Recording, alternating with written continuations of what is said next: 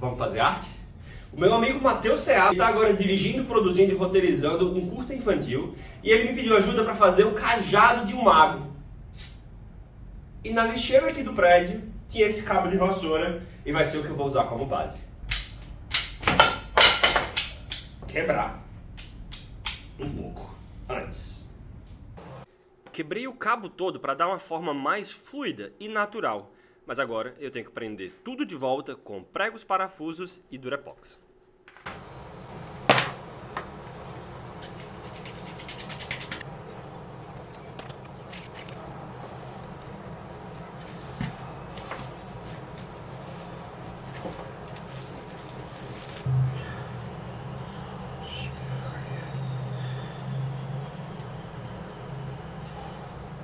Para fazer a parte superior do design, que é como um gancho, eu uso esse arame grosso de alumínio, modelo ele com as mãos e depois furo a ponta do cabo de vassoura e encaixo ele ali, colando com Super Bonder.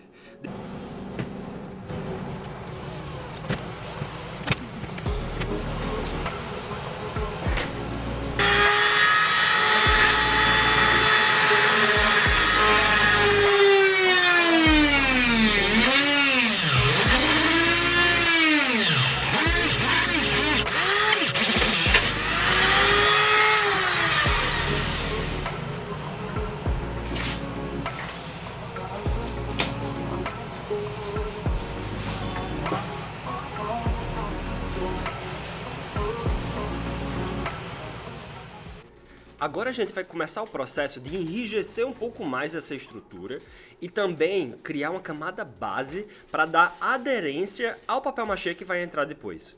Isso aqui que vocês estão vendo eu abrir e cortar em pedaços menores chama atadura gessada. É o mesmo material que os médicos usavam para enfaixar uma perna ou um braço quebrado e aqui a gente usa para dar estrutura e dar aderência ao papel machê que vai entrar depois.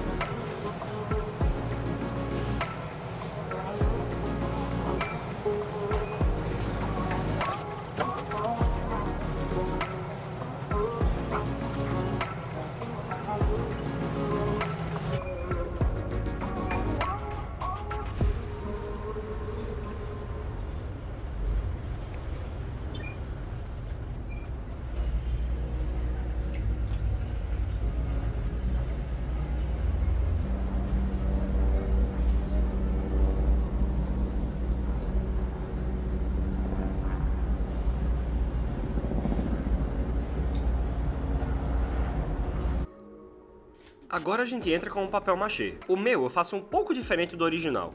Eu uso papel cartão de caixa de ovos ou qualquer caixa de papelão que eu tenha em casa junto com pedaços de papel ou jornal. Bato no liquidificador só com água para não sujar ele de nenhuma cola, nenhum resíduo químico ou nada demais. E aí depois eu coloco num pote e desse pote maior com a polpa de papel eu vou juntando num pote menor com cola, gesso e, se for necessário, um pouco mais de água, e esse vai ser o material que eu vou cobrir aos poucos, esculpindo a estrutura que eu quero em cima do gesso que agora já está seco.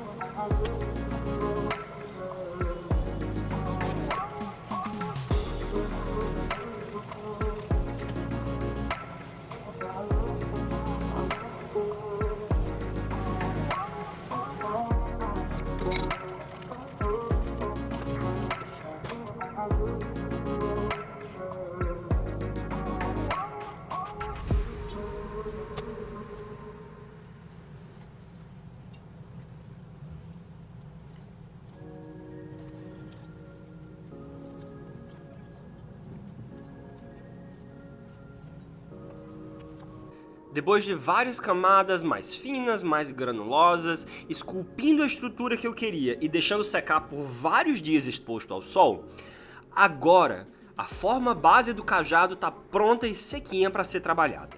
O primeiro passo que eu faço é como esse cajado vai ser usado por um mago dentro de uma floresta, num contexto de um filme infantil. Eu quero que na parte onde o mago segura, a casca desse tronco esteja desgastada e a gente seja exposto àquela parte interior que fica um pouco mais polida de tanto ter contato com a mão dessa personagem.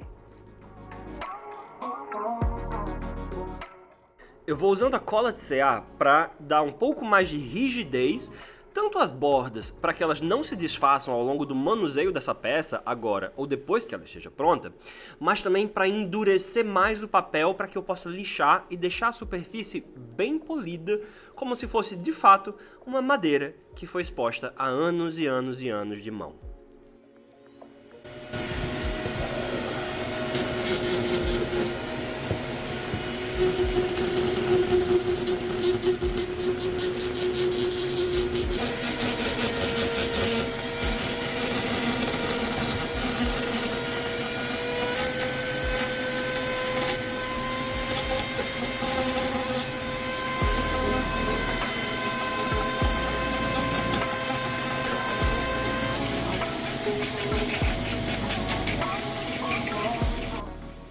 Depois de lixar bastante, agora eu venho com uma tinta preta para começar a pintura.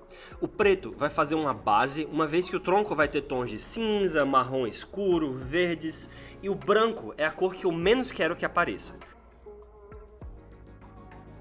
Como a superfície é bem rugosa, eu diluo um pouquinho a tinta com água ou um aditivo de fluidez para tintas acrílicas, para permitir que ela entre em todos os pedacinhos e a gente não fique com pontinhos brancos aparecendo.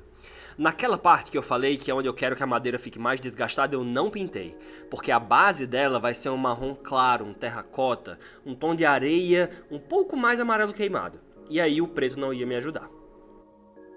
Com o preto seco, eu uso o aerógrafo para começar a trazer tons amarronzados e tons de cinza, criando camadas e camadas e camadas de textura não uniforme para dar mais realismo e naturalidade a essa peça.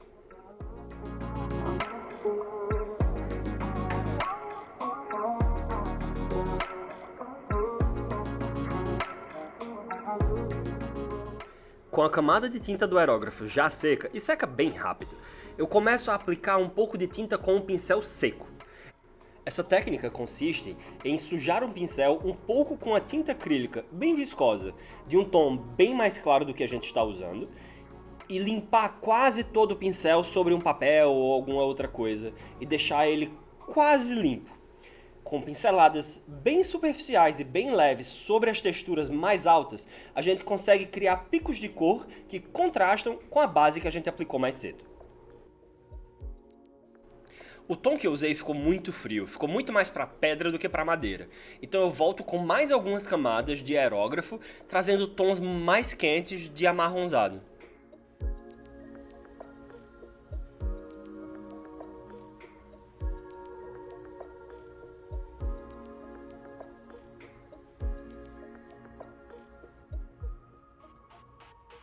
Para quem não tem muito hábito de usar o aerógrafo, a tinta tem que ter uma viscosidade muito específica para que ela conseguir sair com uma fluidez boa.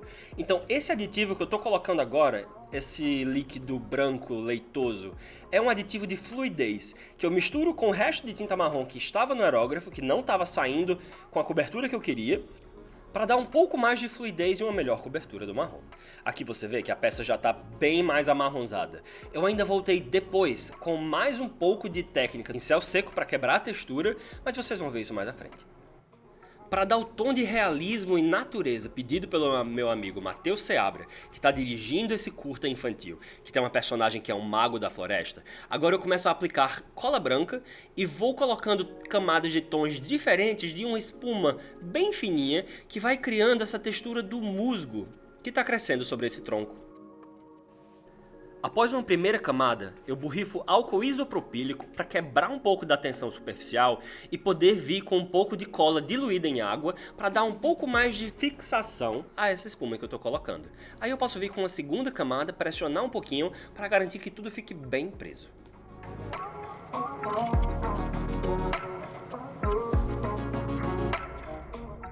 Além de ser um verde um pouco mais escuro e um pouco mais claro, você também consegue perceber que um verde é um pouco mais frio e que o outro é um pouco mais quente? Essa quebra de padrão trazem um realismo que eu ainda acrescento mais aplicando texturas de tinta. Usando a técnica do borrifo, um pincel bem molhado, um pincel um pouco mais seco, que vai criando a textura de líquen que cresce sobre esse tronco junto com o musgo. Aqui eu uso tanto tintas acrílicas quanto tintas aquarelas e tintas mais líquidas acrílicas semi-transparentes para dar essa textura. Agora para a parte da empunhadura, eu começo com uma tinta tom de areia, um amarelo claro meio queimado, faço alguns cortes para implicar na textura dessa madeira meio seca, essa madeira velha, que eu vou cobrir no interior com tons mais escuros e mais claros de aquarela para fazer parecer que essas ranhuras estão acumulando sujeira há anos e anos e anos. A tinta de aquarela também me ajuda a simular a textura dos grãos dessa madeira e eu vou criando camadas e camadas e camadas, escurecendo cada vez mais para dar esse realismo que a gente quer atingir. Sempre começando de um tom mais claro para construir em cima deles camadas de transparência.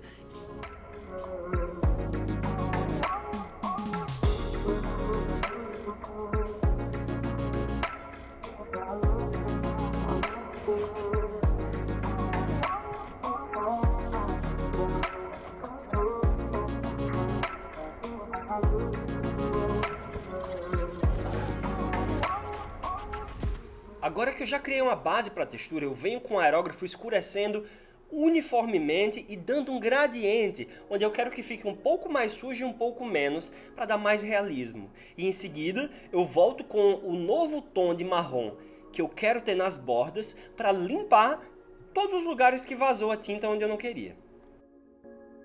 Enquanto eu estava trabalhando nesse projeto, voltando para casa da academia um dia, eu vi, pendurado nos galhos de uma árvore, essas raizezinhas fininhas e pensei que seria o acabamento perfeito para finalizar esse tronco com o realismo máximo. Então eu peguei alguns pedacinhos e colei de forma espalhada em vários pontos para dar esse tom de que existem essas raizezinhas que estão crescendo e que estão se espalhando, tentando encontrar uma forma e um lugar para se amarrar e voltar a integrar a natureza.